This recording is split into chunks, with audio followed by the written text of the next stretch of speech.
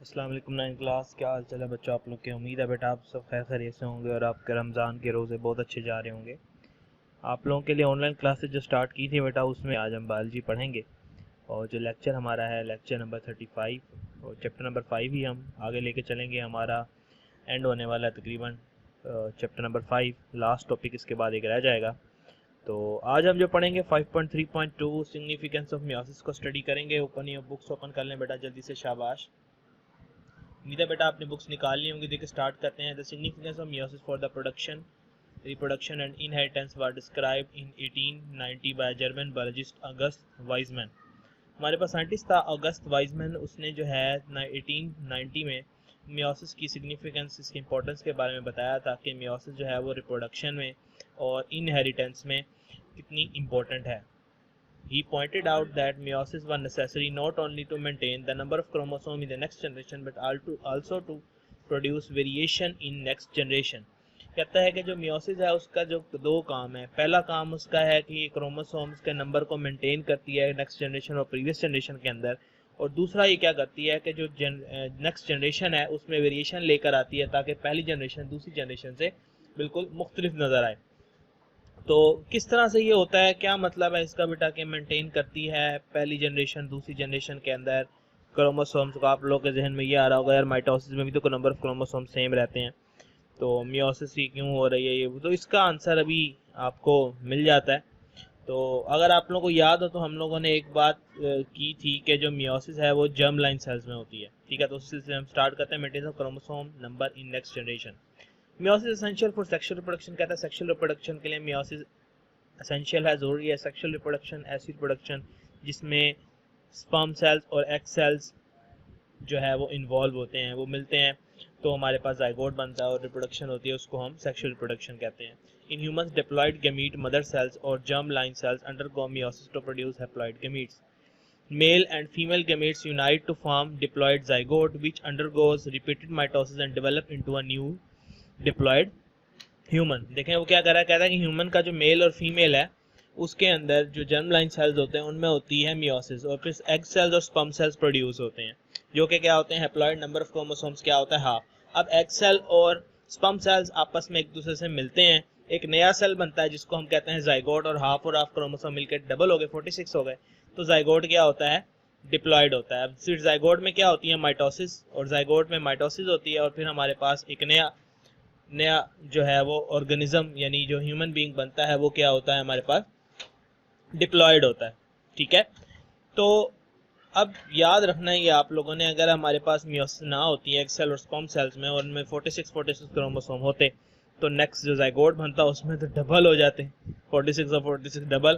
तो खुद ही सोचें कि वो फिर किस तरह का ऑर्गेनिज्म होता है जिसमें इतने ज़्यादा क्रोमोसोम होते, तो काफ़ी ज़्यादा जो है ना वो प्रॉब्लम्स आ जाती। तो इसी वजह से ही मियोसिस होती है। आगे देखें, नेक्स्ट लिखा हुआ कहता है कि many haploid fungi and protozoan produce haploid gametes through mitosis. कहता है कि जो हमारे फंजाई हैं और प्रोटोजो हैं वो हैप्लॉयड गैमेट्स प्रोड्यूस करते हैं माइटोसिस के थ्रू। ठीक है, तो बेसिकली आपने यहाँ तक इसको कर लेना है, यहाँ तक आप लोगों के लिए ये इनफ है।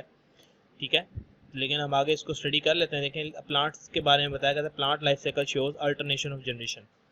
प्लांट लाइफ साइकिल कहता है कि अल्टरनेशन ऑफ जनरेशन शो करता है। अभी अल्टरनेशन ऑफ जनरेशन क्या होती है बेटा, अल्टरनेशन ऑफ जनरेशन में दो चीज़ें आती हैं, एक आती है स्पोरोफाइटिक जनरेशन और एक होती है गैमेटोफाइटिक जनरेशन।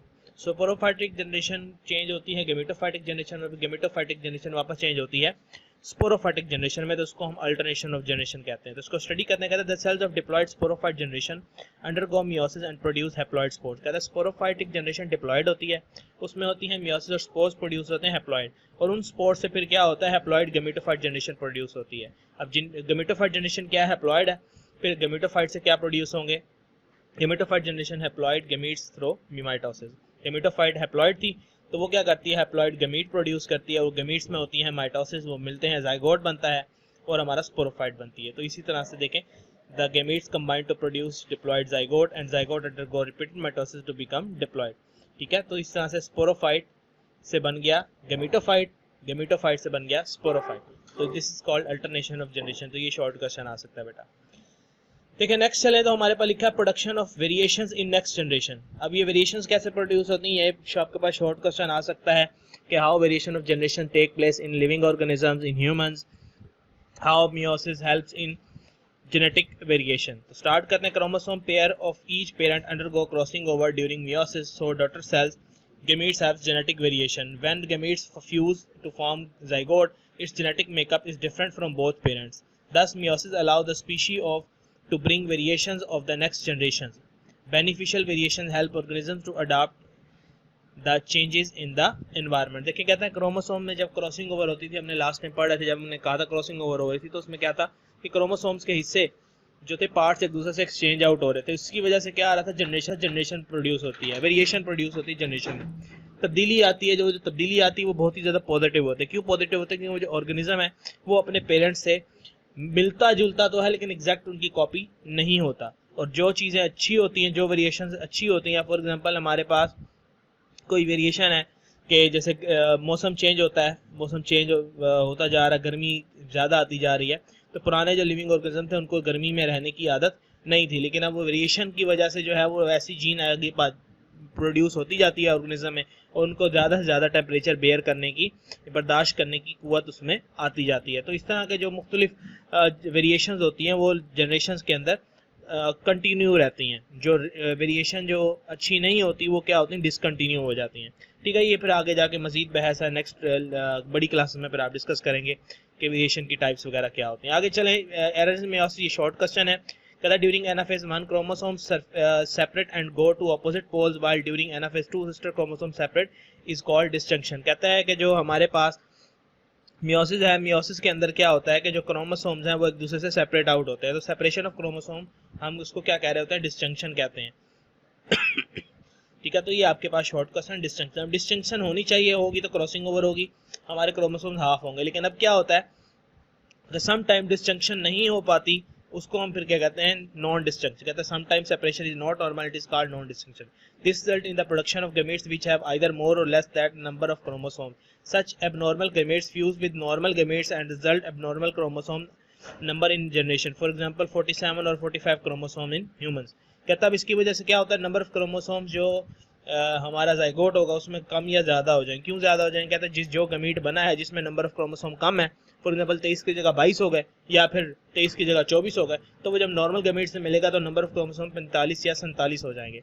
इसकी वजह से क्या होगा, इसकी एग्जांपल इस तरह से बेटा देखें, जैसे कुछ लोग होते हैं जिसमें 2 उंगलियां होती हैं, 2 अंगूठे हो गए, तो ये इसी वजह से होता है। इसके अलावा जो है वो ऐसा भी हो सकता है हमारे पास कि बहुत सारी हमारे पास जो है वो मेंटल डिसऑर्डर्स हैं वो हो सकते हैं।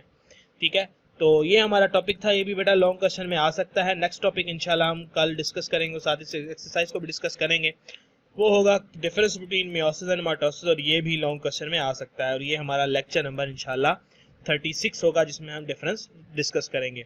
अपना ख्याल रखिएगा बेटे, नेक्स्ट लेक्चर में आपसे मुलाकात होती है। अल्लाह हाफिज़।